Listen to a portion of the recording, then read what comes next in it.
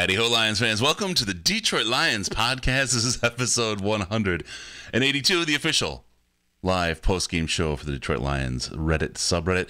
I am your dashing host, Chris, and with me is my good friend and co-host, Trev. Punk Rocket Trev. How you doing, buddy?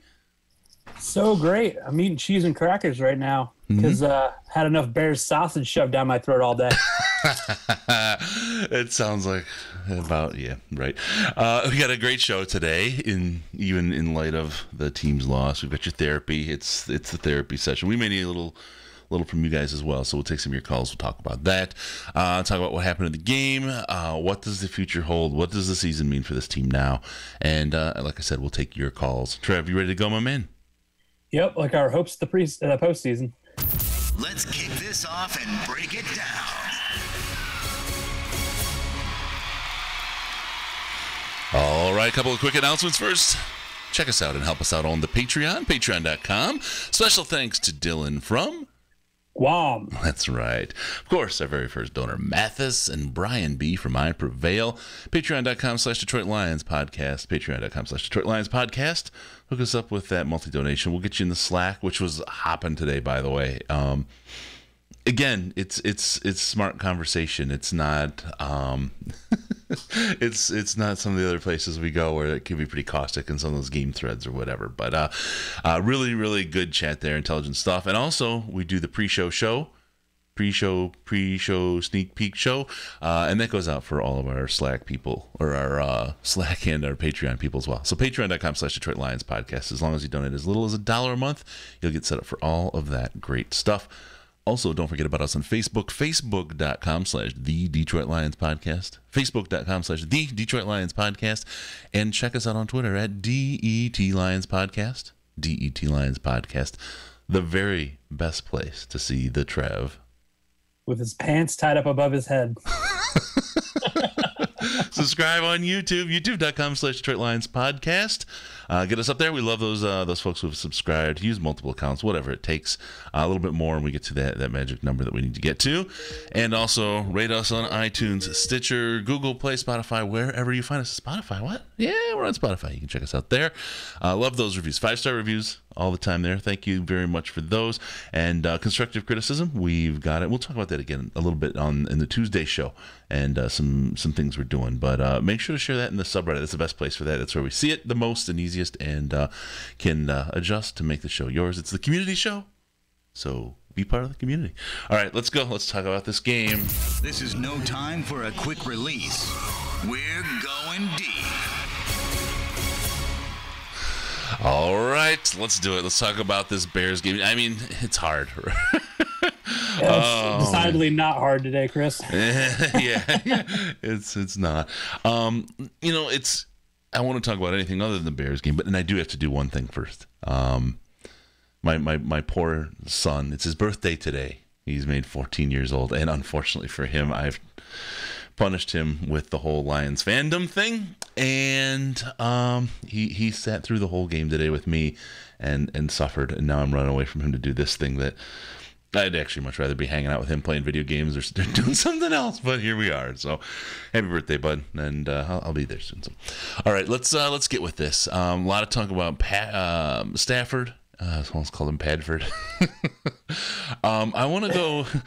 Last week, Sam Man had the paper sack on his head, and we talked about this today, you and I. And I was like, oh man, if you got that paper bag ready, go ahead and get those holes cut in it, because it's probably time. And he came back with, I'm going with plastic. And then shortly he said, well, after all this fucking, I'm going straight to latex. Latex, one of the funniest things I saw all day in the midst of that misery. Let's start out. Why don't you talk about what you saw out there, Trev, and I'll try to bear witness. Oh man. Well, I saw a team that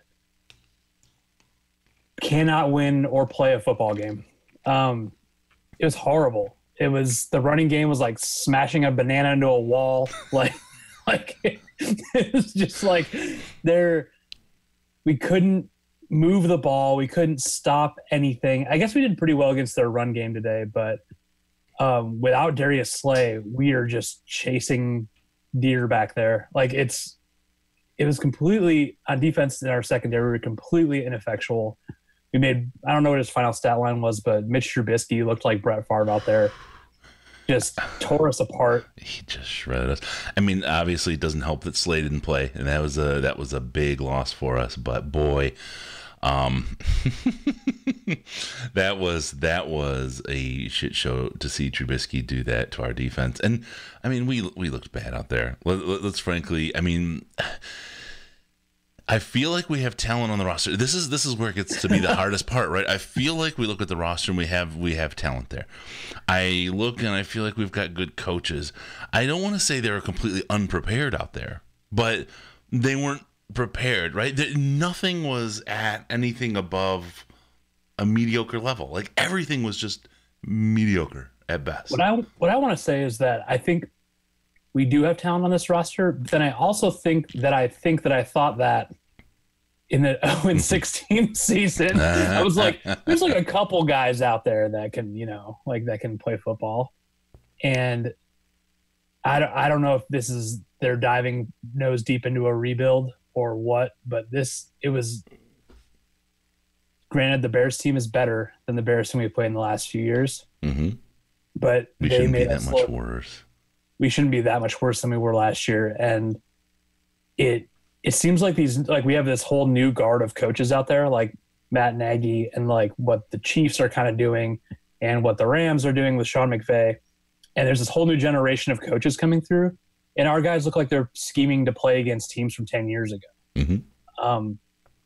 I think one of the biggest things that I noticed specifically on defense is that on that first touchdown drive, there's a long bomb, and we had to get reset quickly, and they were down on the 2-yard line. Yep. And we were running a wide 9 on the goal line. What is that? We had 2 defensive linemen inside the tackles on the goal line. No wonder they scored. We were woefully unprepared for up-tempo, and I bet we'll see that again this season at least once. We couldn't even have slow dance, let alone a tempo.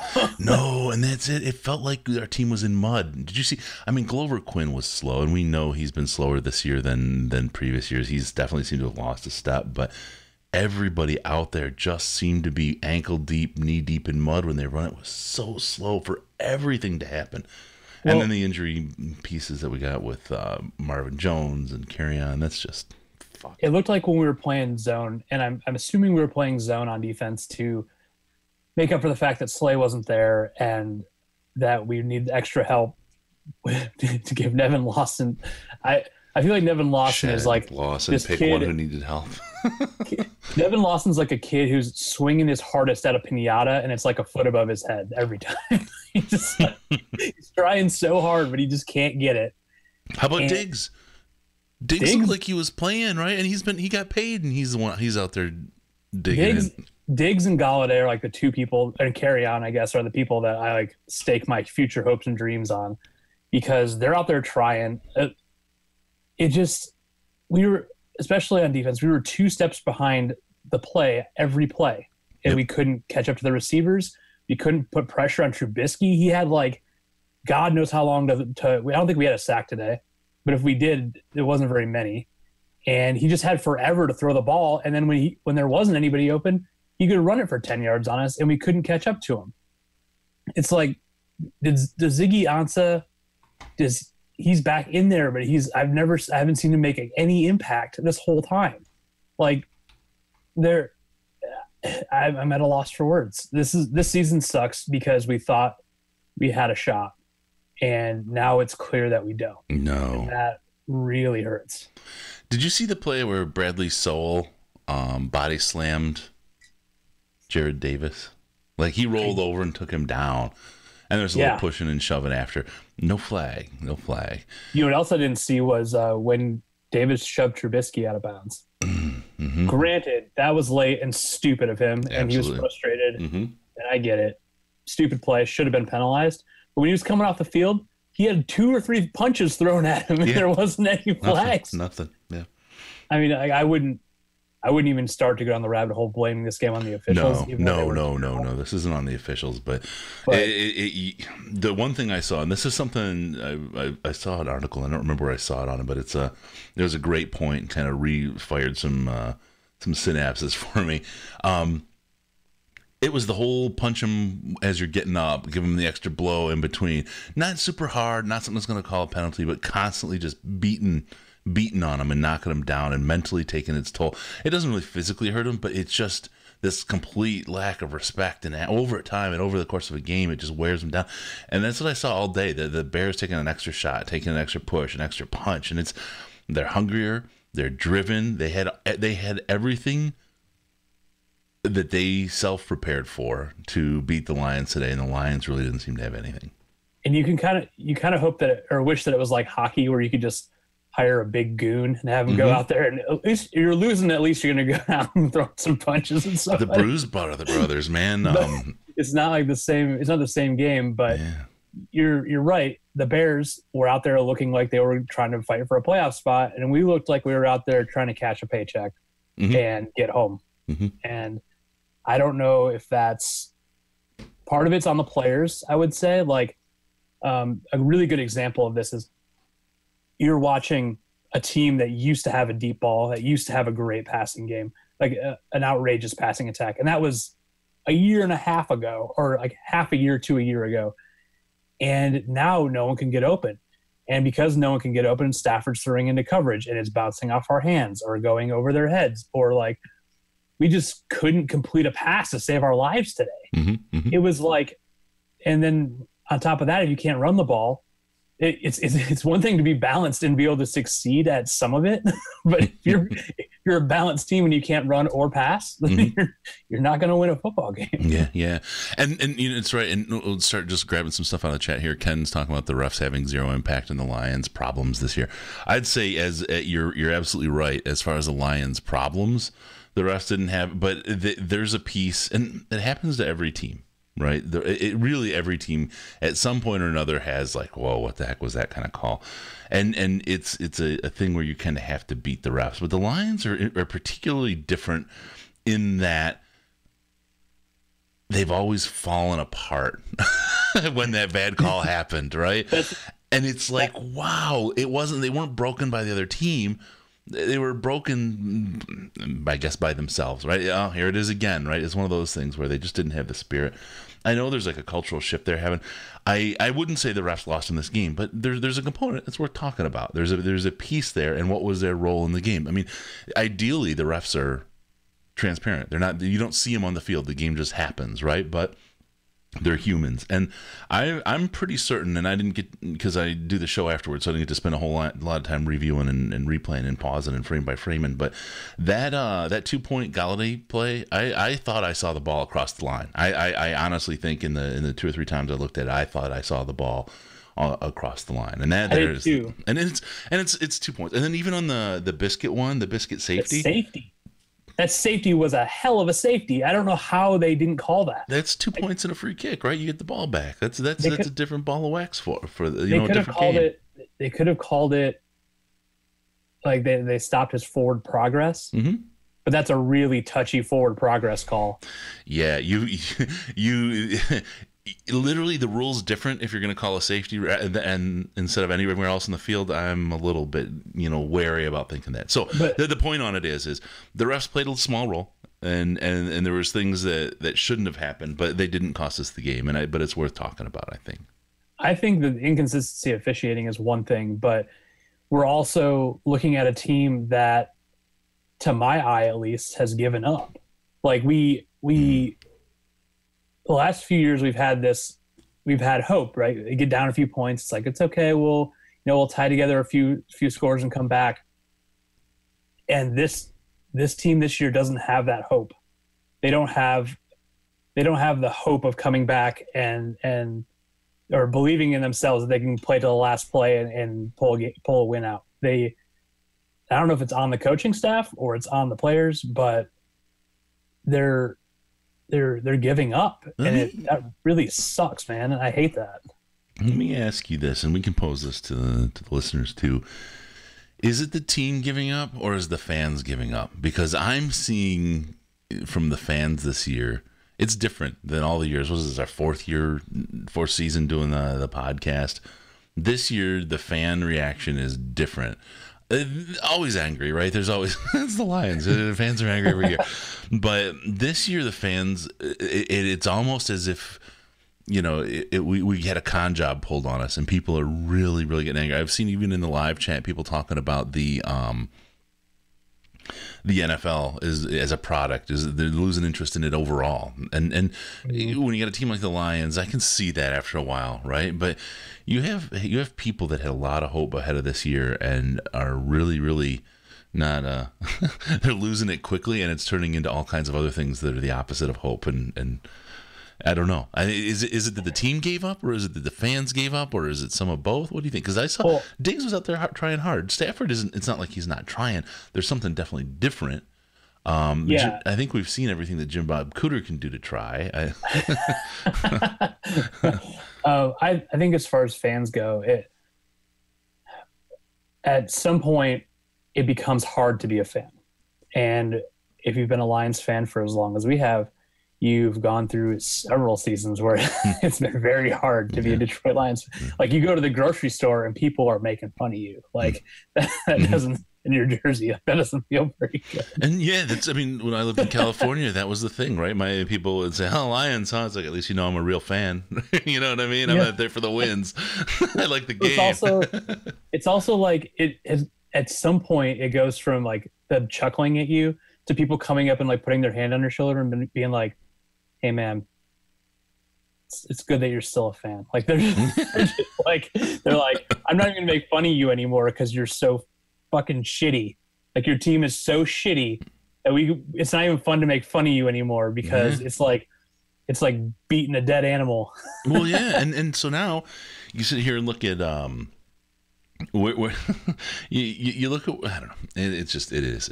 Sorry, I lost my train there. I derailed like the team did. Yeah, today. I think that the reason, or there's definitely Lions fans that stick around, and just me personally, I've always been here. I'm always going to be here. Mm-hmm. It doesn't matter if they win or lose. I don't like being embarrassed like we have the past few weeks. Like, it's literally embarrassing. Yeah. To believe in a team and have them go out there and put that kind of shit effort on the field. Like, we definitely have players that are trying hard, but we also have seen nearly all of these players play better than they are now. And I don't know if it's the scheme change, and we can, like what I told you in the, we'll get back to coaching, but I don't know if it's a scheme change or we just don't feel like we can win this year. But I've definitely seen better effort out of almost every player on that field at some point. And that's what really kills me. Like, if we lose and lose and lose, and it's because we're not a good enough team, that is one thing. That's like 0-6 teams. Mm-hmm. If we lose and lose and lose, and I know that we can play better in every game that we lose, that's what sucks. That's what makes this year worse. Yeah. Jiggly Scrub, longtime listener and in the live show, always active. He said, "This is the first year I've been a fan where I feel nothing after a loss." So he said, "Feel sad and disappointed, but not this year." And I know where you're at, man. I totally get it. That's like, wow. I get that. It's a tough place to be. We're in some kind of like 9 Inch Nails like hurt category. Yeah. Like, it's like I'm starting to poke myself with stuff just to make sure I can still feel things. It's really weird though, because like they're talking about hockey, you watch more NHL games. Yeah, because there's 5 games a week, 4 games a week that the team's playing, right? Baseball, they're playing 7 games a week, right? They're just always on. Basketball, they're playing 1 million games. There's only 16 football games.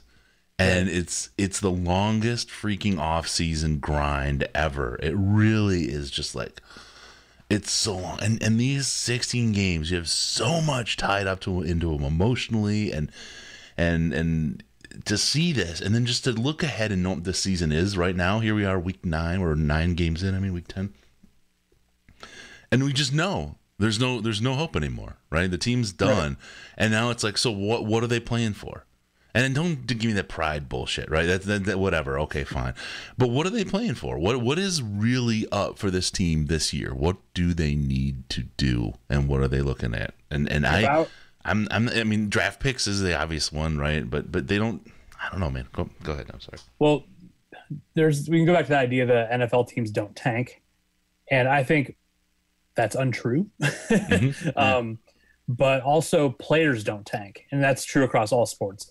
Players don't tank. Coaching staffs and organizations tank. They take away the pieces you need to win and trade them away for assets. That's how tanks work. Yep. It's not like Matt Stafford goes out there and tries to get sacked because so they can get a better draft pick. They can get a Rick Wagner replacement for next year. But like players, if I were a player on that field right now, I'd be playing my hardest because I see what's happening with this team and would think my job is no longer safe. I need to go out there and play hard so I can put something on tape so someone else will pay me next year. Exactly. I'm auditioning for my next job. Because after this year, we had Bob Quinn promised us playoff games tacitly. And then we come into the season with a team that has been slightly above mediocre for the past few years. And then we bomb like this. Something is going to happen this offseason, and there's going to be a lot of turnover. And I would imagine that's on the coaching staff and maybe the coaching staff before the end of the season. Patricia will stick around because Patricia is going to be around until Bob Quinn gets fired. Yep. That's my theory. Yeah. I think Bob Quinn gets to hire a second coach. I think before he gets fired. I think as long as he pulls out at the right time. I think the first step though is absolutely Jim Bob Cooter. I think he's gone the end of this year. You're not going to gain anything by dumping Jim Bob early and putting someone else in. You're just not. You're not evaluating someone else's playbook. You know, their play calls are their play calls. And then something to think about with when we talk about why is the offense doing so poorly this year comparatively. It's when they've done well, it's always been these wild fourth quarter comebacks. That's what it was last year, right? And we're not getting into that mode this year. Well, what is it? Is this an evolution of understanding on the NFL of the Detroit Lions, Jim Bob Cooter's playbook? Because it doesn't seem to change. I mean, we're predicting plays. Us armchair fan people, you're seeing play calls on Twitter. You're seeing the whole, you're seeing.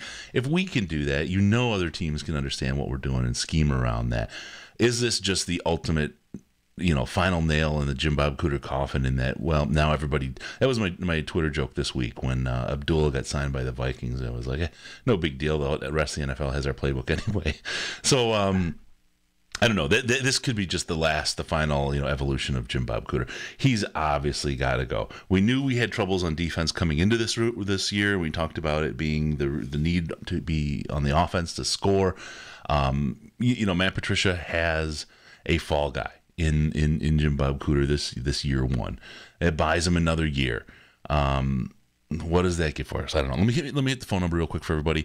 248-782-8384, 248-782-8384. Give us a call. We'll get you on the show. And you can weigh in, like we talk about. This is therapy. This is therapy for us. We're working through it, but it's therapy for you too. You got an idea, you just want to let it go, you can do that. We got a call come in right now. Caller, what's your name? Hey, what's up? This is Melvin from Indiana. Hey, man, how you doing? Hey, not too bad. Well, it could be expected after the game, Yeah, it's a tough one to take, man. Real kick in the dick. Definitely. Yeah, definitely. I first want to start off by saying happy birthday to your son. Oh, thanks, man. That's sucks cool. You had to experience this loss, Yeah. That's really kind of you. Thank you very much, man. That's great. Yeah. But, it's kind of like a life lesson. It's like life is like your birthday, having Lions play on your birthday. It's either going to be awesome or it's going to be complete shit. You never know what to expect, right? From day to day. Never know. Oh, for sure, man. Thanks for that. So, what do you think, man? What do you think is where's this team at? And where are they going? Oh man, this season's definitely a wash. I think. One thing I want to touch on is I don't believe teams take it through. I know it looks like that sometimes, but besides pride, you also have, there's a chance to gain some momentum or something, that swings into the next year. And it also gives you a full year to sit there and look at, what all your players did in each game instead of, trying to mess with that so you can figure things out for the next year. I'm hearing fans talk about Trubisky being better than Stafford, and we just need to squash that right now. Yeah. That's crazy talk.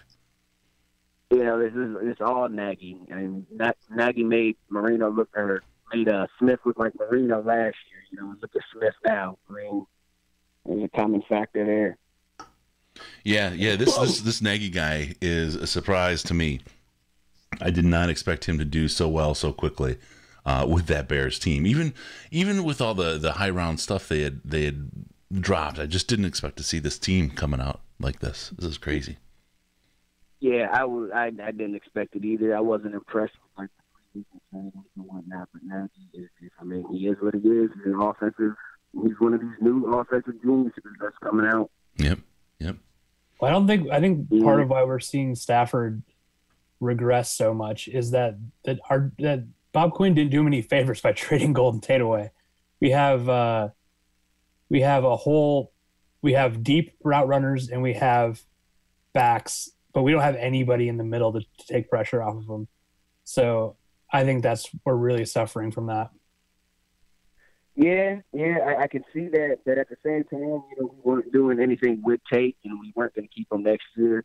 And I mean, it comes down to you look at Cooter's play calling. Like, how many sacks have we seen where the receivers, 3 seconds into the play after the ball snap, you can still see receivers' backs. Yep. And Stafford's getting sacked. Like his routes take 30 years to develop. Yeah, exactly. And so Stafford has to sit there and wait for that, and he doesn't know how to send routes over the middle to bail him out or anything. It's just if it's just a little short. Oh, here, let's run you 3 yards and then see what you can do, Tate. He's a horrible play caller, especially in the red zone. He has no concept of fade routes or slant. Right. And, I'll tell you, the first sack that Stafford took today, they did the high behind Stafford view down, what kind of giving you a look at what he had downfield.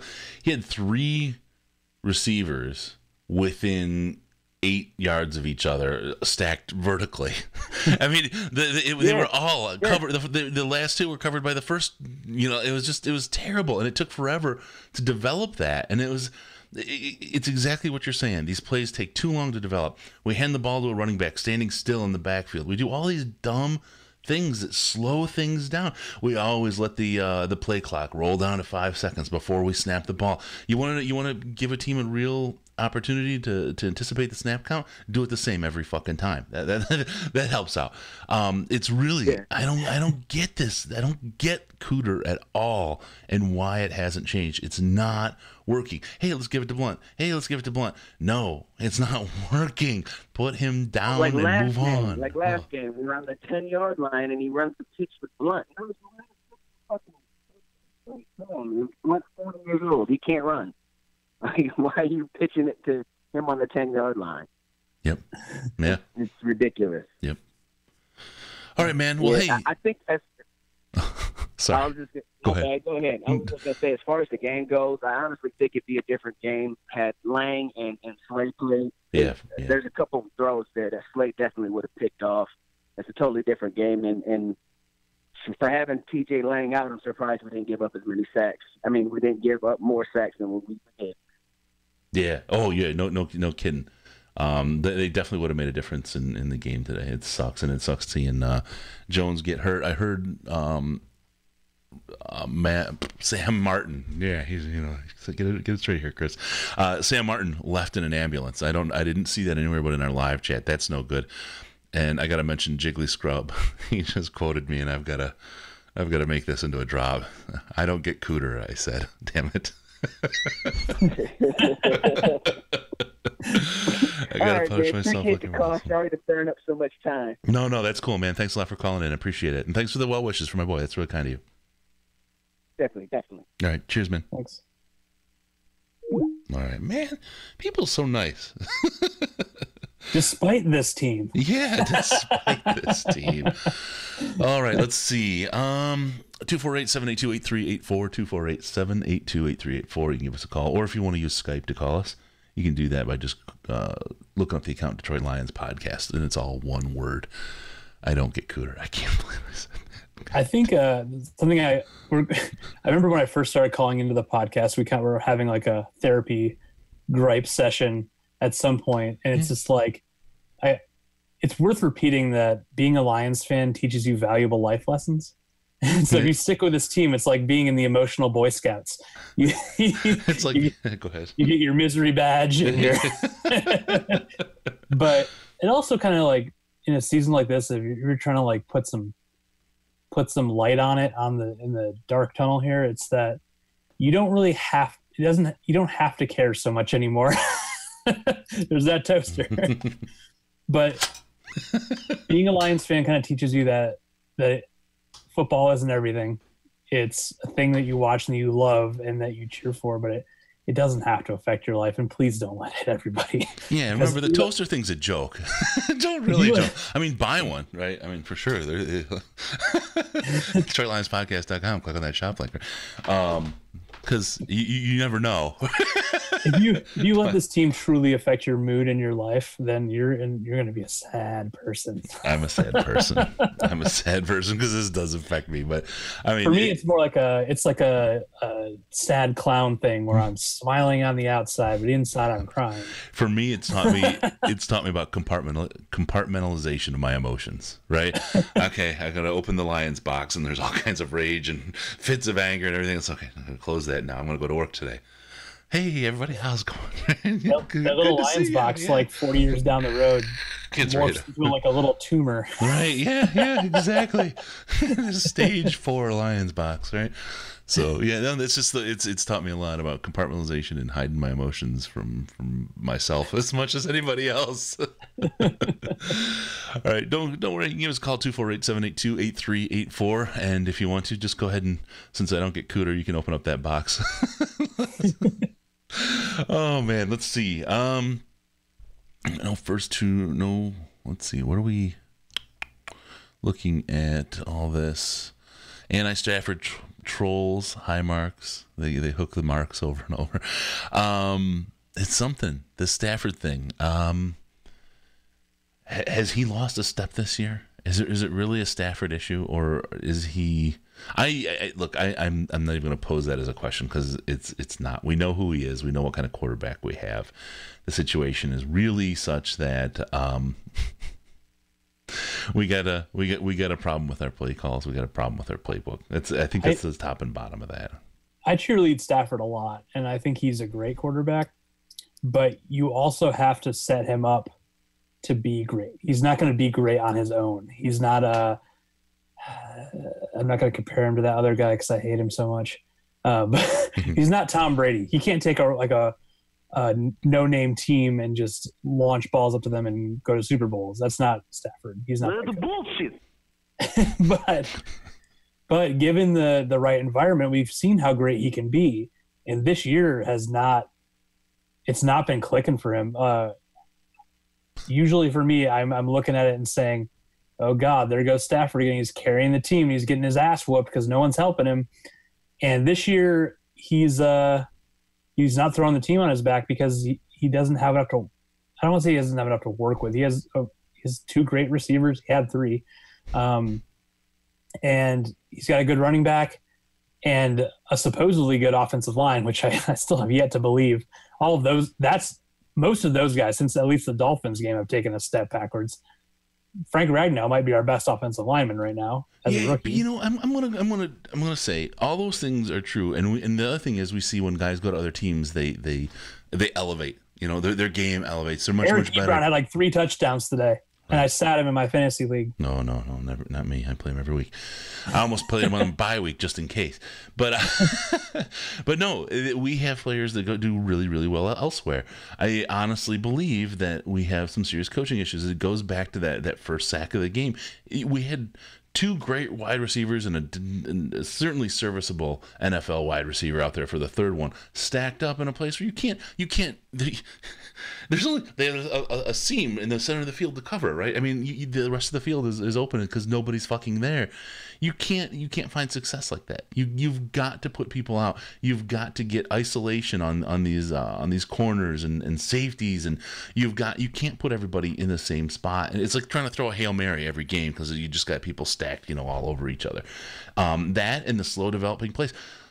That is, I think, it's not an offensive line thing, and I have to look at the time, and I'm going to rely on you guys in the chat. Maybe you have some of the numbers, but there's how much time is he in the pocket before those sacks are hitting? How long is he holding that ball? Can he throw it away? Well, not from the pocket. Otherwise, you're just going to walk yourself back with intentional grounding. But I really believe that it's not necessarily all bad blocking that's causing these sacks. I think it's these slow developing plays that are garbage that give him no opportunity to loose the ball. And then what do you fucking do, right? Now you're stuck in a box. I will say his decision making on that third down where he didn't run for the first down, where he threw it at Galladay. Oh yeah. That was bad on him, 100%, no question about that. And there was another play he had that was unfortunately a very bad decision. But we know who Stafford is. We've seen him at his best. We've seen him at his worst, and he's not a bad quarterback. Period. No. When I started watching this game, I saw a couple plays, and I was like, "Oh, here we go." And when I know we're going to play poorly is when Matt Stafford starts trying to force throws into coverage. Yep. And he was forcing throws into coverage all day, and it didn't work. And I'd have to lean on the idea that it's coaching because our players are all the same. We've seen them be good despite the coaching.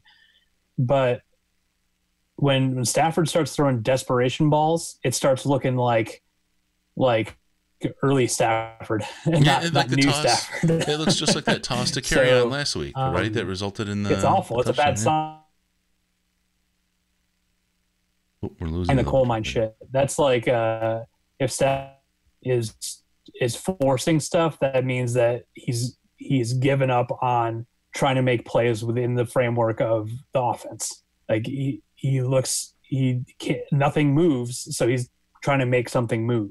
Yeah. And that's when we run. That's when he throws interceptions and fumbles it and does bonehead stuff. So it makes me wonder if he's lost faith in the play calling as well. This is interesting, and we're talking about I'm seeing about him extending the play, like Delano B. He's saying Stafford's a statue back there many times, and there are times he could run and slide, and he tries a 30-yard down the field contested pass instead. That's something that he didn't use. Last year he was running. The year before he was running, right? He made all kinds of plays with his feet. We know he can do that. We know he can make those decisions. Obviously, this has to be a coaching decision, right? They have to be telling him, this is what we want you to do. And, there's no other explanation for it. I don't understand why he's not doing the things that we've seen him do and we know he can do. It just doesn't make sense. So, hey, we got a caller. What's your name? Hey, it's Joe B. out here in Oklahoma right now. Hey, enjoying a little bit of Lions football. Kind of interesting out here in Oklahoma. There's a lot of history out here, man. Billy Sims, and you got Barry Sanders and all that stuff. It's good. It's good to see that stuff. But I just wanted to talk about a couple points about the game. Yeah, go ahead, man. Let it rip. I noticed. Let it rip. All right. Every single time that Mitch Trubisky hit an open wide receiver, it looked like the defensive backs just looked at each other and was like, "Hey, that was your guy." Yeah, or they didn't know what they were doing out there. Yep. No, it was a joke. Yep. And they were playing zone. I mean, no Slay out there. It's funny because you put them in zone and everyone has an area that they have to cover and they're responsible for. It's like they didn't know who was responsible for what. Where when you put them on man, it's obvious who they're responsible for, and they can't point at anybody else and look and, hey, I thought you had him, right? That shit doesn't fly. I'm just, it's an observation. I don't know what all that means, but it's certainly, you're right. They were looking at each other like they had no idea what they were supposed to be doing. And the same stuff was going on the offensive side of the ball too. Stafford would look at his receivers every single time that they would either drop a pass or he would overthrow it. He would just look at them like, pretty much look at them like, hey, what are you doing? You got to jump up and get that ball. Yeah, and there was a couple there was the miscues, right, on routes they were running.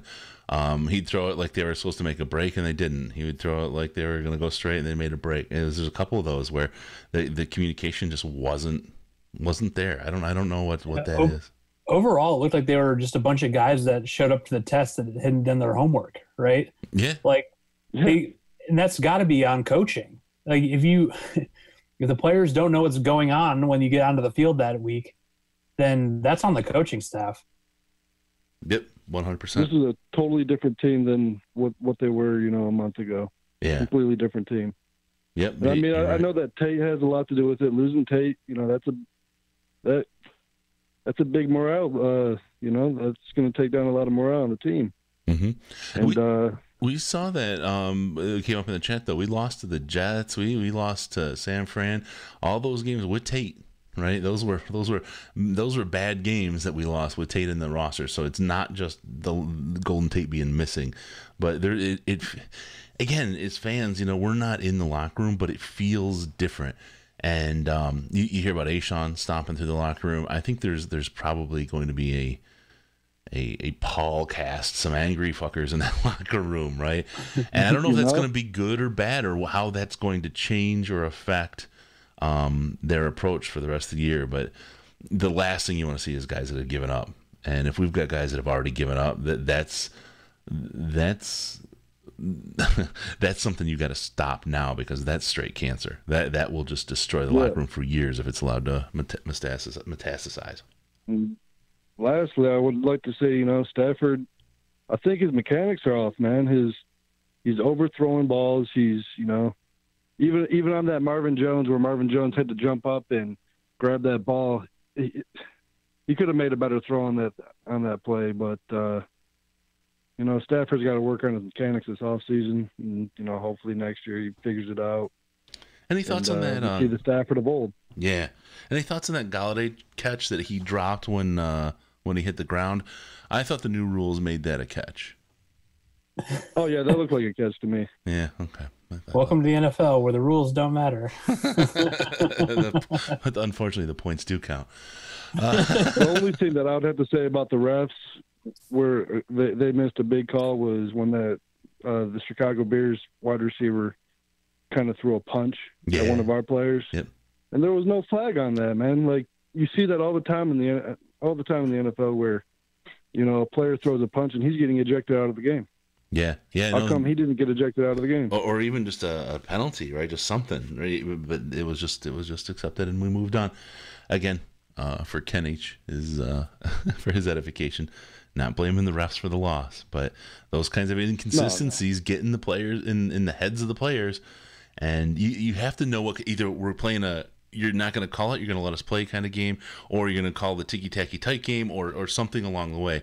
But it's got to be the same for everybody. That's got to be the expectation. It's the same game for everybody. And so, anyway, that's all right, guys. Well, look forward to next week's game, and hopefully it's a different outcome. Yeah. Thanks for the call, Joe B. Appreciate it, man. Oh, you too.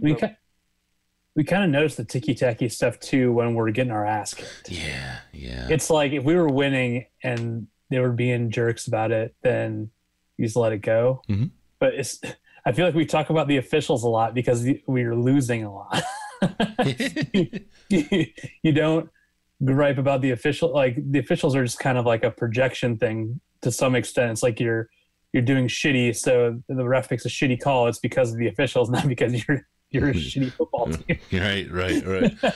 We had that mention of Billy. Don't forget, Billy's still saying, "Go Lions." We got him on. We got him on our side. Maybe we got to get him on the field. He's a 60-year-old Billy, 62 or something. Yeah. We'll have to get him on the show again. We'll maybe talk about what's going on with this team. I bet he could give us something. And in the Slack chat, I am trying to remember who it was. I had a great idea. Get an offensive coordinator on and have them talk through what they're seeing here and give a perspective on what's going on with Jim Bob. So we'll see about putting something like that together. If I were Billy Sims right now, I'd be sad eating a pile of ribs. The unhappy ribs. Like shoveling pulled pork down my throat with a coal shovel. I might just try a pitchfork at this point. See if I can poke some things out along the way. All right, we'll hit that phone number one more time, 248-782-8384, 248-782-8384. And, of course, I would be remiss if I did not mention Peter Von Panda, youtube.com/Peter Von Panda. Great show. And as a matter of fact, in the Slack chat, in the Patreon chat, he is absolutely hilarious. He had a couple of really, really great lines today. And he's funny, not just there, but in person. We should get him on the show, actually, and do an analysis with him, because he would be an absolute riot. Maybe get him to call in on this one. We'll do it that way. Anyway, yeah, Peter Von Panda. He's youtube.com/Peter Von Panda. Check out his channel. Give him a subscribe. Check out his product reviews, as well as some of his other videos. He's actually a really talented, funny guy. So, yeah, Jim, you know what? Dan O, it would be good to get on. This is from the chat, and talk about what's going on. My sense is we're going to hear hey, your receivers, you had to catch it. I believe and love Matthew Stafford, and I think we're going to get a little bit of a company line there. And not that there's anything wrong with that. Love Dano, I really do. He's a really cool guy beyond just being on the show and that. He's a really nice guy, but he's also, he's got a place with this organization where he fits, and it's like. And I'm not knocking Tori's podcast, any of that. They do a fine job and all that, but unfortunately, when you work for the company, you got to take a little bit of a company line, so it gets tough.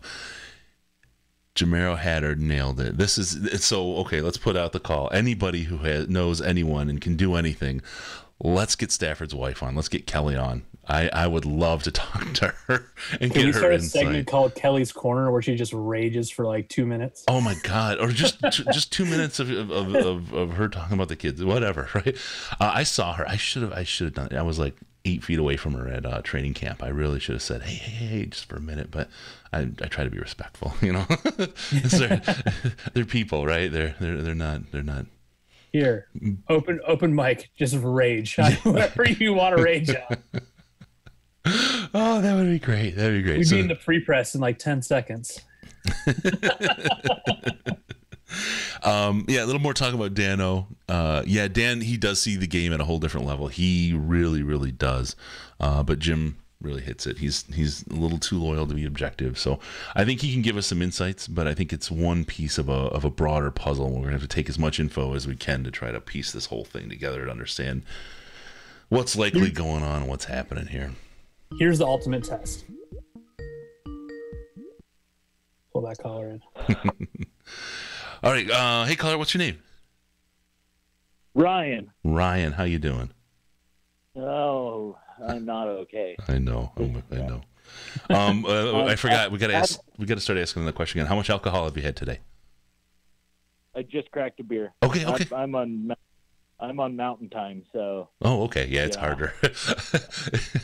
I was abusing the shit out of myself when I lived in the West Coast. Say again? I said the wife can't handle me being drunk and pissed off at 3 p.m. So. We've got a hard line, 6 p.m. Yeah.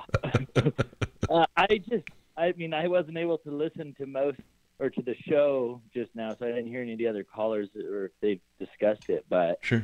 I don't understand how Quinn is going to explain himself if he ever talks to the media again. That is an absolutely great point. Yeah. Why do you think we never see him? That's the thing. I think he's hiding. I mean, he brings in his guy in Patricia and says 9-7 isn't good enough. And this roster, relatively, minus Slay being hurt today, has been healthier than it was last year. Ziggy wasn't playing last year, and they fire Caldwell after going 9-7, saying it ain't good enough. And this is a dumpster fire. This is awful. I don't know. I'm concerned that we're going back to when, if we were lucky to get 6 wins a year. It's you're right. And a couple things. One, Belichick's first year in New England, he only got 4 wins. So I hate doing the ultimate Patriot comparison all the time, but let's just okay. So there's that. They did have high expectations though, because they were a bad team ahead of that. But the Bob Quinn point, I think, is really, really good one. I think he's hiding out in Martha Ford's panic room with a thermos of tea and just trying not to chamomile. It's like he's wrapped in the Lions blanket, just hiding in that panic room.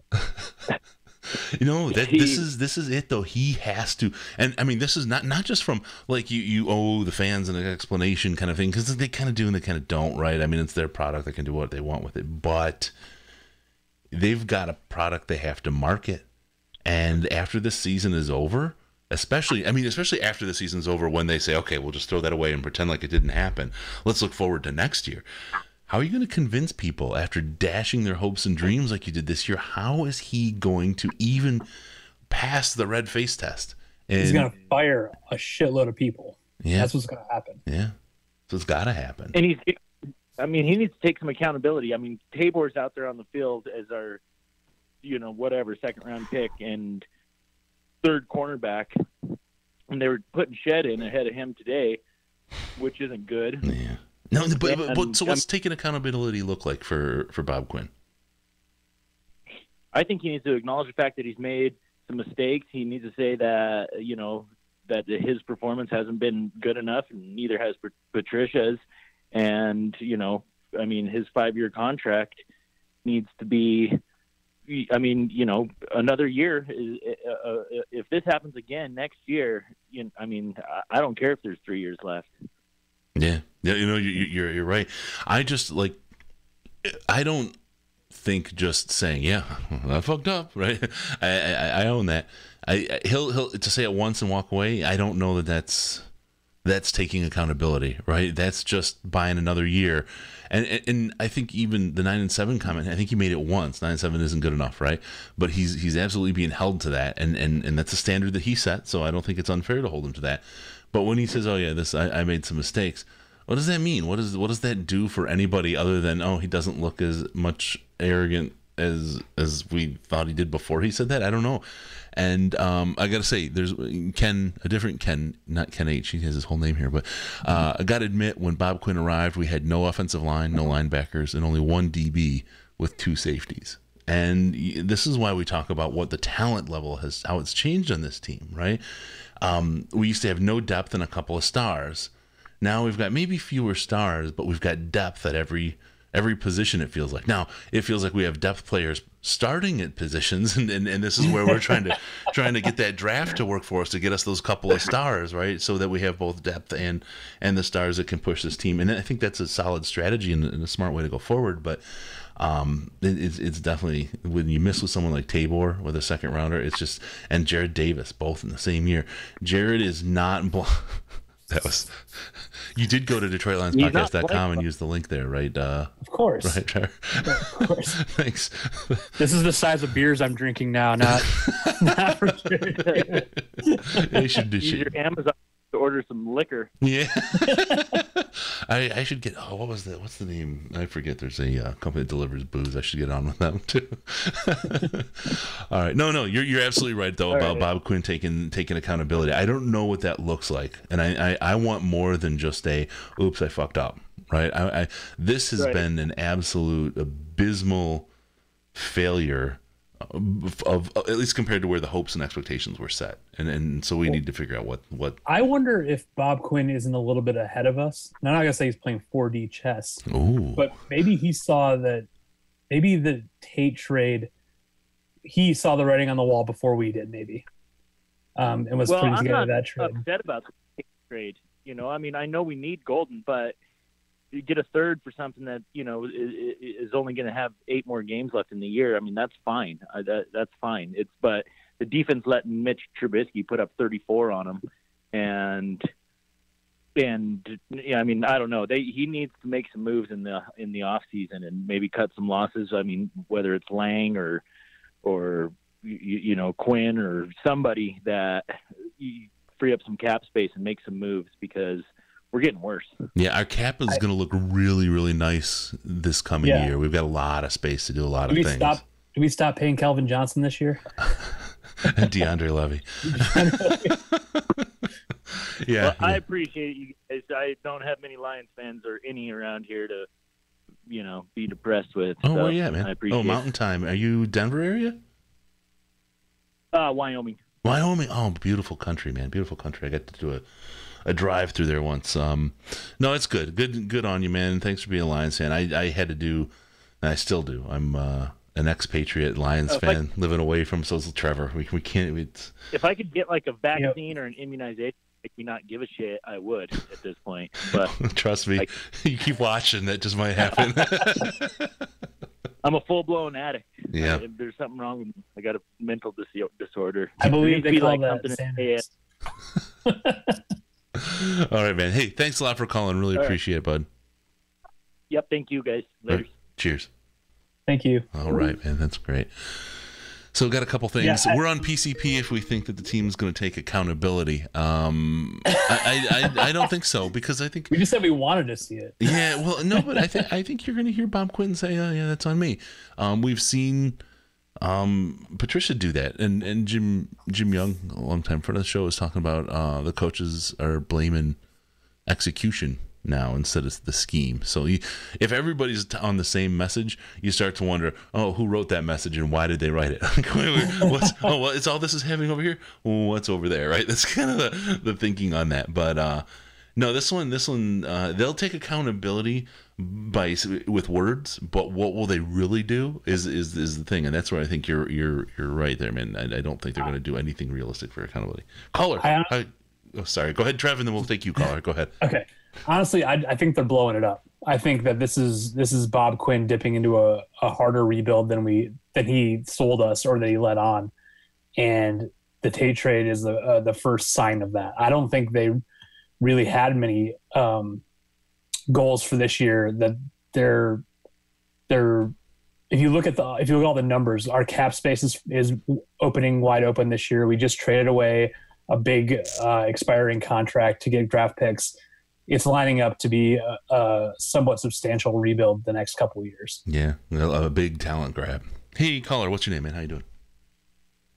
Hey, what's happening, Chris? It's Peter Von Panda.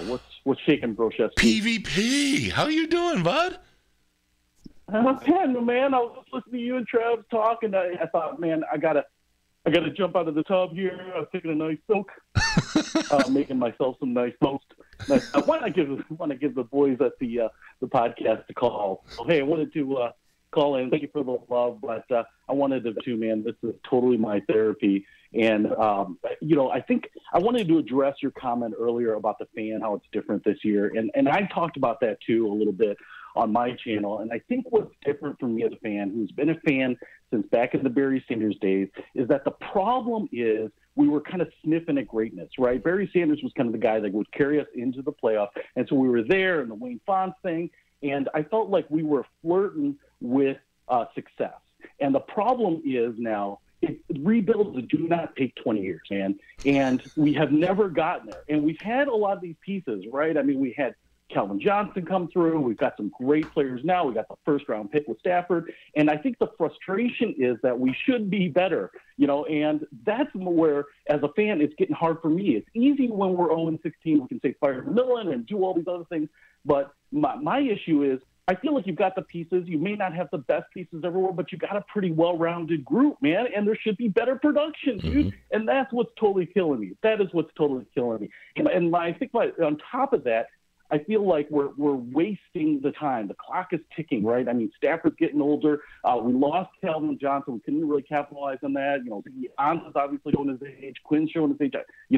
Slaves have been around a while. We've got a lot of good guys, but, if we're going to really have this all become a confluence of events and get to the playoffs and even show up, right? I mean, in a way that's meaningful, we've got to do it, man. Otherwise, it's to me, it's like, draft a new QB and start rebuilding, right? Invest in the 4-year outlook or the 3-year outlook, because if you can't capitalize on it now, I think everyone's getting older, dude. I'm getting older. That's just life. So you just can't expect everyone to keep playing at the level they were the year before. So I feel like the clock is ticking, and that's what's really frustrating. So and it's funny because you talk about Lions fans and where they're at.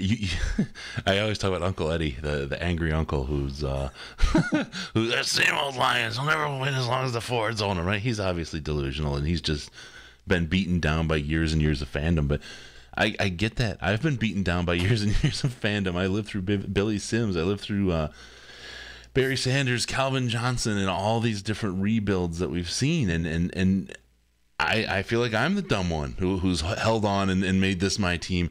And you see people that come in and like this whole kind of Caldwell thing in the build there, they were kind of jumping on board. There was a bunch of people that jumped on at 0-16, and there's people there that the Lions have lost along the way that have finally just given up. Are they the smart ones? I don't know. Maybe they are, Trev. It's like the Matrix.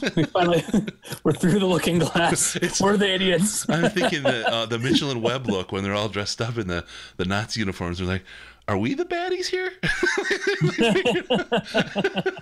It's a great show if you haven't seen it on Netflix. But the Lions have always kind of been this, like along that same line, they've always kind of been this traveling circus of a team. They always have one center ring attack or act that they just like. They have the human cannonball, which is Barry Sanders, and they have like the strong man, which is Calvin Johnson, and they have like Stafford seems like he's the next in that line of people. But I think hopefully we're making the right organizational changes where we're not doing that. Like we're trying to actually build a team that wins instead of just trying to put one really great football player out there to watch. Or like what I don't, maybe I do want to see it at this point, but what I don't feel like I want to see right now is we pour all this extra cap money we have in, bring in a bunch of old free agents and have one good successful year, and then we fade into irrelevancy because it's all blown up, right? And we're back where we were back in the Mayhew era with over the cap problems. You can't be relevant. You can't be irrelevant if you've never been relevant. Exactly.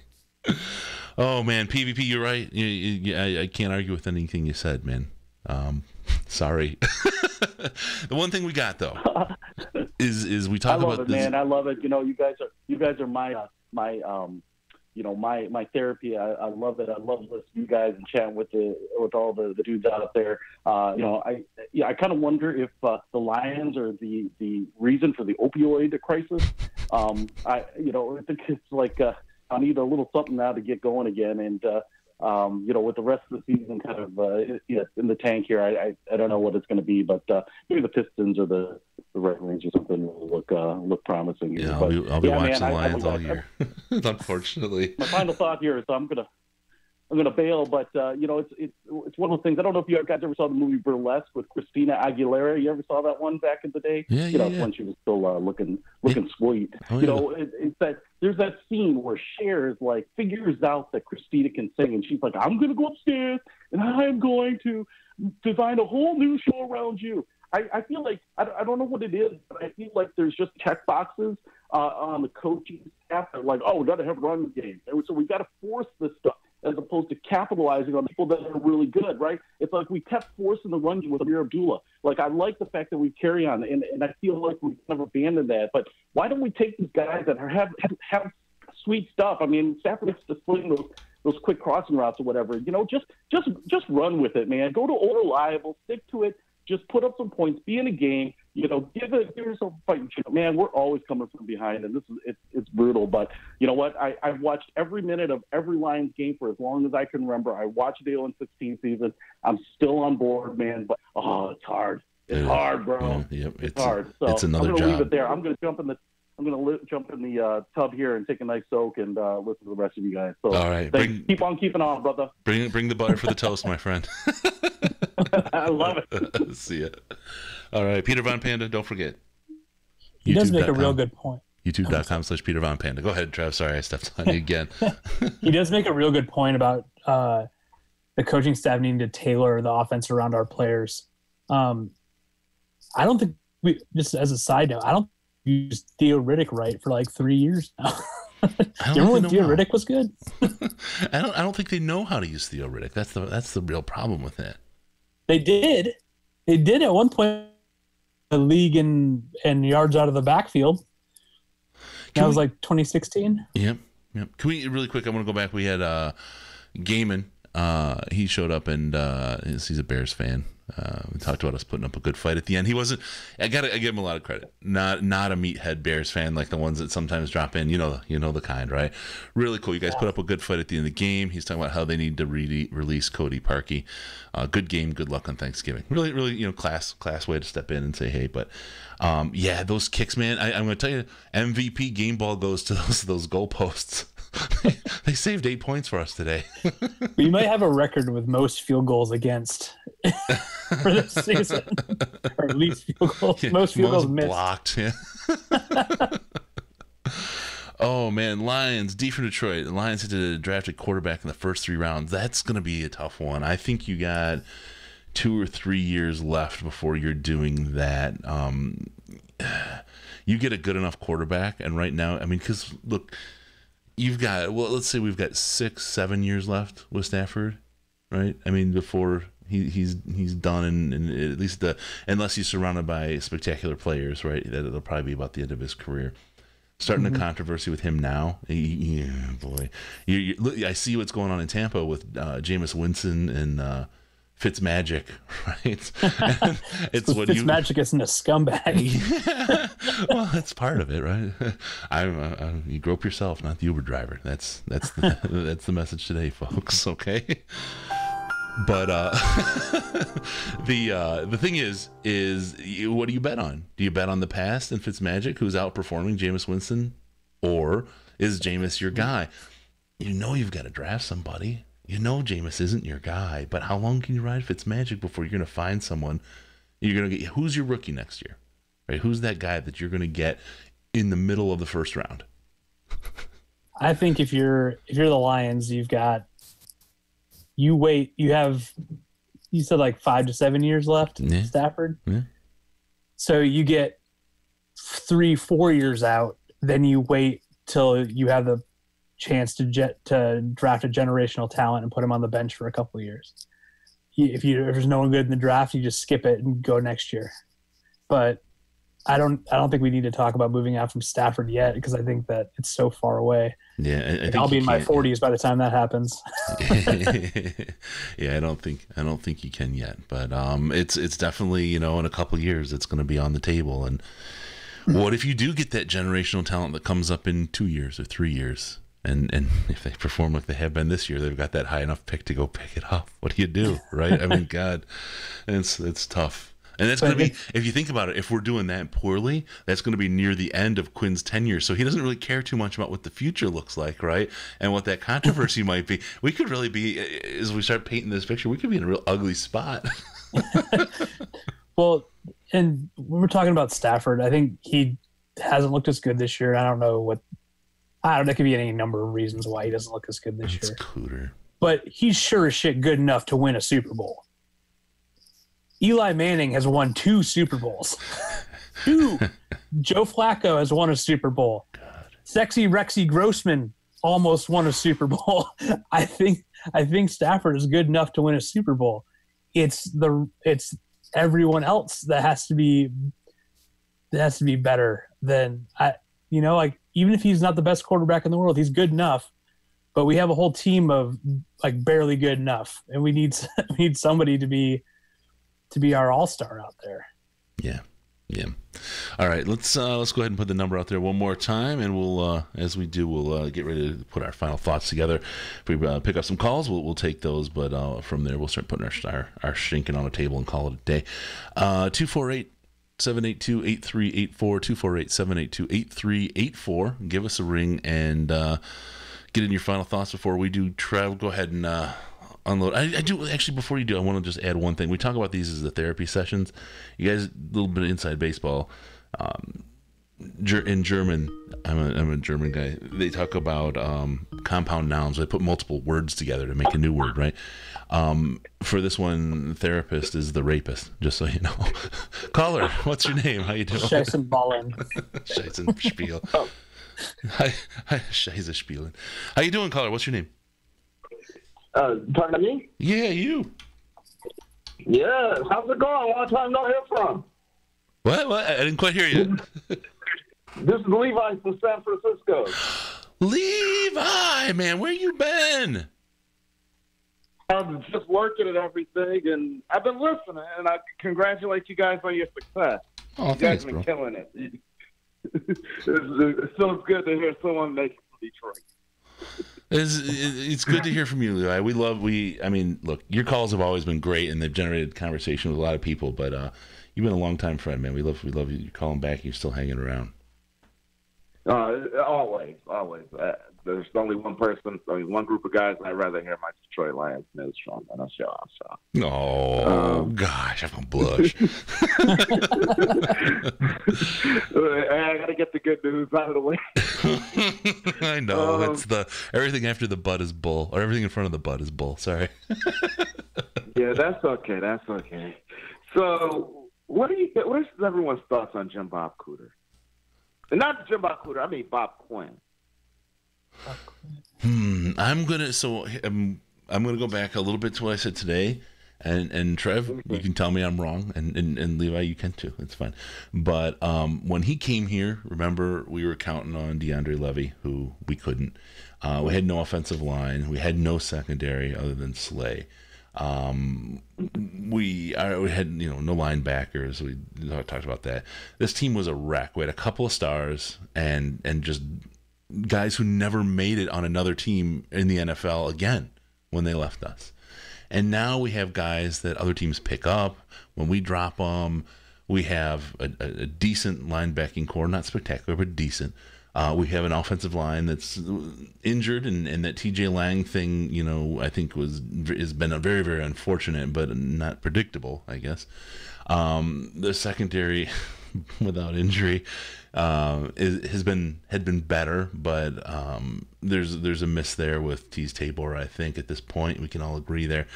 And it gets to the point where I think we just have a team with a couple of stars, but a lot of depth. And unfortunately, we're starting depth players at too many positions that we don't have stars at. I think that's an improvement overall in the roster.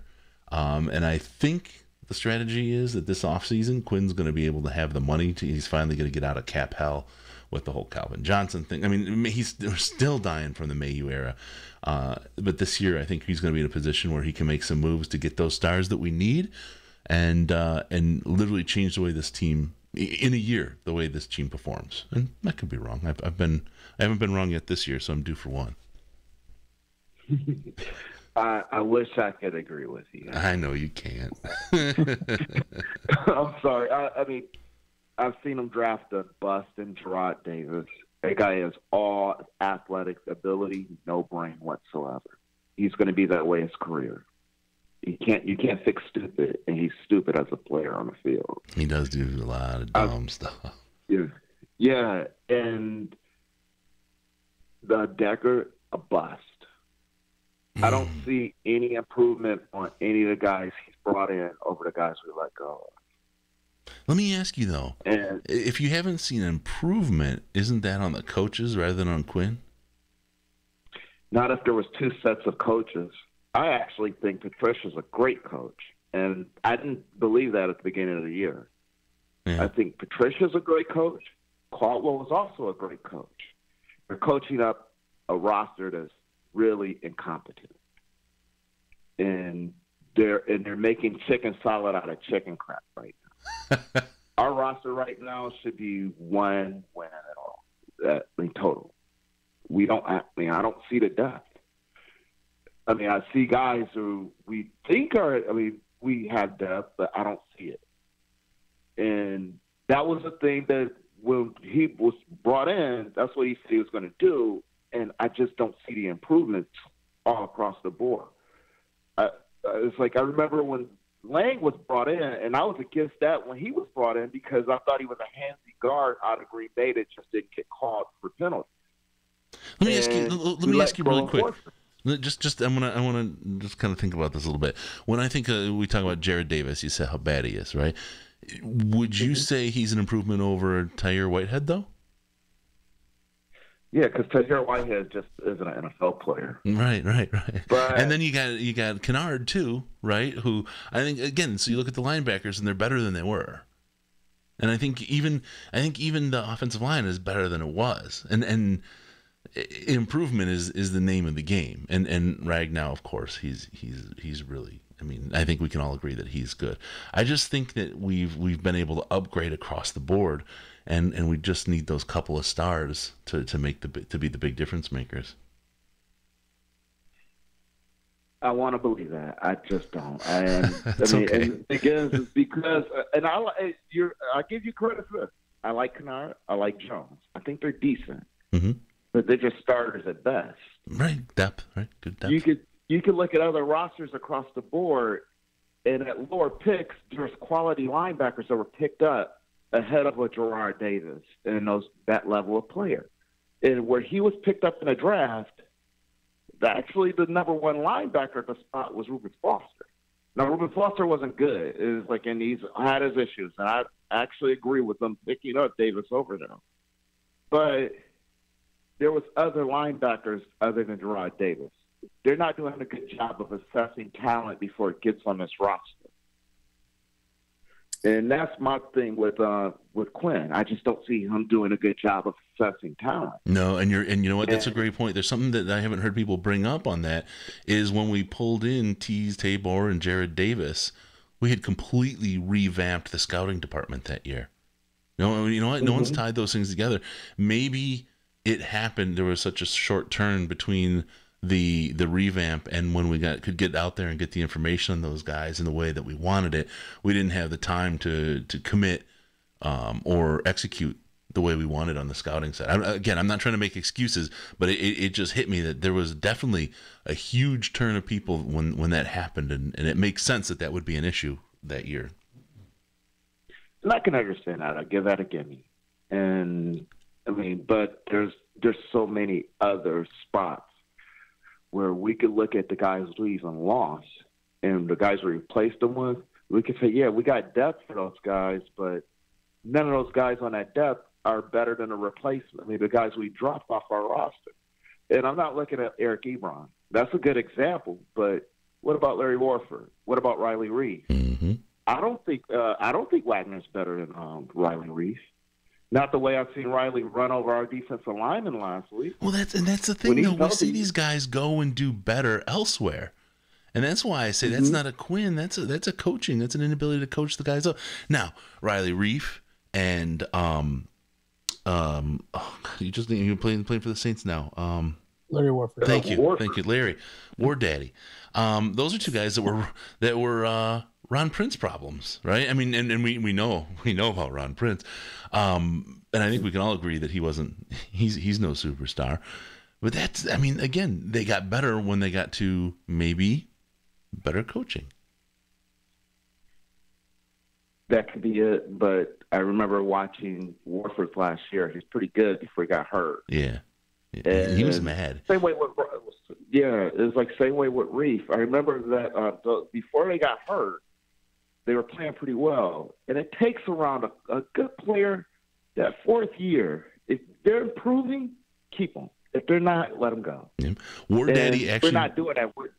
War Daddy actually said, I got a quote from him that Risden shared on the show. He said he would. There's not enough money to get him to play for the Lions, and when he says play for the Lions, he means specifically Ron Prince. He said there's no way he's coming back to play for Ron Prince, and that's significant, right? And you look at how he's done again, right? It's like, seems like there's a problem here. And then Caldwell, I think that's one of the reasons. He fell on his sword for Ron Prince. I mean, I think that's one of the things that cost him his job. Yeah, I agree. It's like his loyalty is what did him that. Yeah. And I'm one to actually swallow my pride and say that when Jim Caldwell was let go, I was really against that. I will say this. I think we stumbled upon a really good coach in Matt Patricia. Yep, I feel for him because I just don't believe that he's going to get the roster he's going to need to win with this team. So here's my one proposal, and I'm going to get off the air. All right. Get rid of Quinn. We back up a Brinks truck for Bill Belichick to be our GM next year. Holy shit. You know what? He could be there's room in the front office for Quinn. I don't think you have to get rid of him. I think you could back up the Brinks truck and still get Belichick and keep Quinn around as well in another role, because I think Quinn has a lot to offer, like he did when he was with that team that created such a dynasty. But Belichick, wow, that's a grab I hadn't thought of. It was like because so what people are looking at with Patricia, and I've seen a lot of people getting knock him today for it. He's managing the game badly. He's a rookie. That's understandable. Mm-hmm. But look at his teams throughout the games. They're improving through the game. We didn't have that last year. That's the reason why I like him as a coach. He's improving, and you put the right players with him, I think we can win with this. With that coach. Let me just go a little further with your thinking here. We back up the Brinks truck, right? We got Quinn somewhere, maybe scouting. Maybe he's like above scouting on a couple things. He's got his role. We got Belichick. We're getting rid of Jim Bob Cooter. Why don't we just pull in Josh McDaniels? I don't think he'll go. I think there's a civil war. Yeah, there's a civil war in New England. I think we could get the king, but we can't get all the princes. That would pretty much complete the front office. Maybe bring Bob Kraft over. Oh yeah, replace Ford with Kraft. We're a mac and cheese town now. That's right. It was like let's not have Brady top it off in Michigan where he started it all off anyway. Bring them all over. Oh man! All right, well, it's good hearing from you guys, and thank you for you guys. We always talk us off a tree and off a cliff, and it's like, and this was a really good conversation. So thanks, guys. Yeah, thanks a lot, man. I always appreciate it, Levi. Love you, man. All right, same here. Have a good one, huh? Yep, you too. All right. All right, we got another caller. Nope, that caller, we missed out on that one. All right, so that's it, right? Just become the Patriots. I think that's where we landed. I mean, we tried to become the Saints and the Ravens before, so. And let's not forget the Jaguars. We did a good job of that one, actually. We've tried to become the Saints, the Jaguars, the Patriots, and the Ravens, but all we ended up doing was succeeding at becoming the Browns and being the Lions. Oh my goodness. All right, so there we go. All right, go ahead and give us your wrap here. Trav, let us know where your head's at on this. So I think this season is, I don't want to say it's over, but it's feeling over unless we win the rest of our games. So I would say treat the rest of the season as a prequel to next season. Yeah. Find the backstory, watch the players for their individual performances, see how they play, what they can do to improve, what we can learn from this season, this crappy season. Evaluate the coaching staff. We got pummeled today by the Bears. Mm-hmm. The way you're going to tell if our coaching staff is got its head up its ass more than you already know already. Is the shit behind their ears? Is if we play the Bears again in 2 weeks and we get pummeled again in the same fashion, that means the coaching staff isn't doing anything to fix it. Yeah, yeah. I think that the piece on Bob Quinn, I think Bob Quinn is making a lot of long-term moves that are not, we don't always know what he's doing. He's kind of shady in the shadows, but he's making a lot of moves that aren't popular to the fan base or conducive to winning right now. But I do think that he's taking a longer view of it, and we'll really be able to judge how he's done in the next 2 or 3 years. If you kind of just follow the money, he's cutting overpaid veteran players or letting them walk. Like Tate, he'd be in his 30s, maybe 31, I think, starting on his next contract. Mm-hmm. And we'd be paying him a ton of money. That's not a popular move, but it is the smart move. I think we could do it a lot more smart around here. And our cap space is lined up to go nuts this season. I wouldn't be surprised if we either trade other veterans for draft picks or I think there's going to be a lot of turnover this offseason, and to see who performs the rest of the season to make it through the bloodbath is going to be really interesting. Yeah. Quandre Diggs will probably make it through because he's trying hard and playing his best, even though he looked like crap out there. And he got paid. He just got paid, and he's the one trying. That's amazing. As much as I love Glover Quinn, I think this might be his last season. I won't ever talk shit about Glover Quinn because I love him to death. Mm-hmm.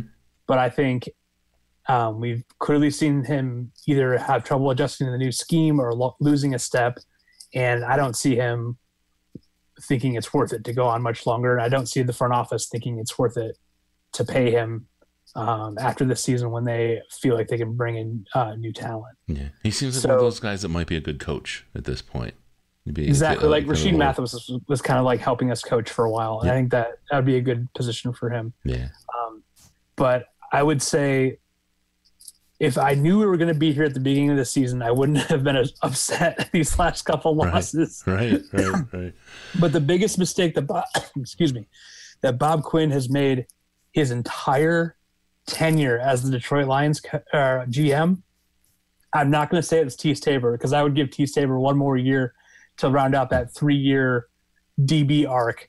But I think the worst mistake that Bob Quinn has made in his tenure as the GM of the Detroit Lions was telling us that 9-7 wasn't good enough before he stuck us headlong into a rebuild. Yeah. That was the worst thing he has done so far. Yeah, absolutely. I will not disagree in that, and that definitely hurts the whole trust in Quinn narrative, right? He might have said trust. 9-7 isn't good enough in the long run. We're going to need a couple years to get a team that's better than 9-7. Right. I mean, he could have made the case for what he had to deal with, right? Yeah, absolutely. It's kind of like the professional thing to do, not to throw the previous organization under the bus or whatever. But he could have been realistic and said, "Hey, it's not going to be easy. We're going to need some time to fill in, to build this roster the way we want it."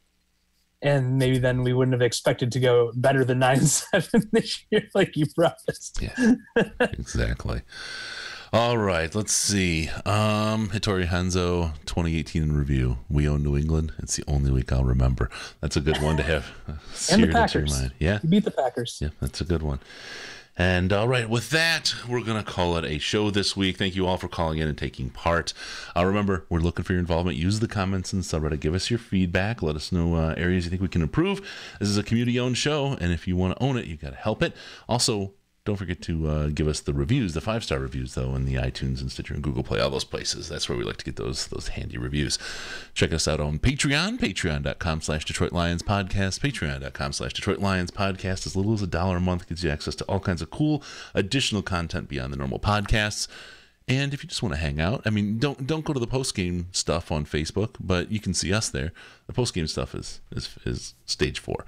Facebook.com/the Detroit Lions Podcast, Facebook.com/the Detroit Lions Podcast, and on the Twitter machine at DET Lions Podcast. Give us a big follow there. DET Lions Podcast.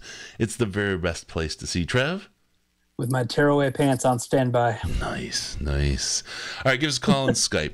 Detroit Lions Podcast, all one word. Call the account Detroit Lions Podcast or use the Lions line, 929-33-LIONS, 929-335-4667. Give us a call. We'll get you on the weekly show. And also, don't forget to go to DetroitLionsPodcast.com. Click on the subscribe button. Subscribe to the podcast. That way we can all come in your little box automatically. Thank you for tuning in. We're going to see you next time on the Detroit Lions Podcast. It's your Detroit Lions and Reddit connection. All right, look at us. Thank you, everybody on the YouTuber for checking in, hanging out, listening, taking part. Love the chat. Sorry, there's a lot to talk about, and it's easy to be really down right now. And trying not to be down, trying to find the no Cummings in my box, trying to find the silver lining in this shitty black cloud we're dealing with. But there's got to be something good. If there's not something good, it's not worth watching, right? And so, we're always going to watch.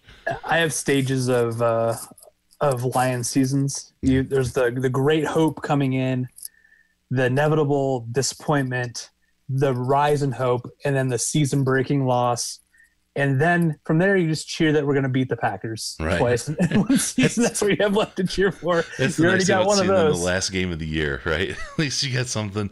You got hope. And it's the stages of grief, right? You finally get to acceptance, and then what happens? They fucking come out with a new hope, right? The next episode in the series, and here you are talking free agency and draft and all that. And it's like Star Wars, but Darth Vader always wins.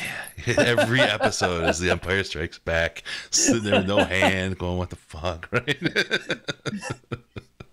Yeah, do you remember when we first started doing the podcast, or I first called in the first few times, and we had a total mental breakdown gripe session. Oh God, yeah. We were going through the stages of grief and talking about sad poetry. That's all good. Yeah, no, those early days were heady days for the podcast. That was a lot of fun. It's still fun now, but those are funny times. Those are funny times. All right, let's see. We got a couple guests we talked about here. We'll see what we can do about getting them on the show. There's, I think, some good information we can get out of them, and let's try to put together the pieces of this puzzle and see what it is we're looking at and what the future looks like. Because, frankly, anything any one person tells us isn't going to be either right or honest. And it's kind of like being a detective. We're going to have to find our way through a couple of these things to get to reality. So that's it. Thank you again, all you folks, for tuning into the live show. We love it when you guys do that. We love you coming in and doing that. I didn't even mention we put this new thing, donate to the show, with a link there. You get 50 cents, 20 cents, $1.99, whatever. I don't know how it even fucking works as far as that. But you can use credit card, PayPal, all that, and it throws an alert, your name and all that stuff up under there. I'll hit that the next show and let everyone know about that. But if you want to get some billing on the show, we've got that set up so we can you can get your name out there and we'll read and react. And there's some really interesting, funny the pop-ups when your name shows up. They're pretty great. So there you go. I won't say any more. Say no more. Know what I mean? Nod. Blink. I forget the whole fucking. All right. Thanks again to our Patreon people and all of you guys who tuned in live on the YouTuber. Thank you, and we'll see you next week for sure. Wait a minute. No, let me think about this. Next week, I'm actually flying on Sunday. Next week's Carolina. Right? Yeah. And then I'm going to be in Detroit all week. So I've got to figure out, and I will we'll talk about on the Tuesday show what the schedule is going to look like for us. We may wind up doing some kind of version of this that's different. We'll figure something out. We'll take care of you, peeps. Anyway, thank you all, and stay tuned. There's all kinds of great stuff coming. Hang in there, everybody.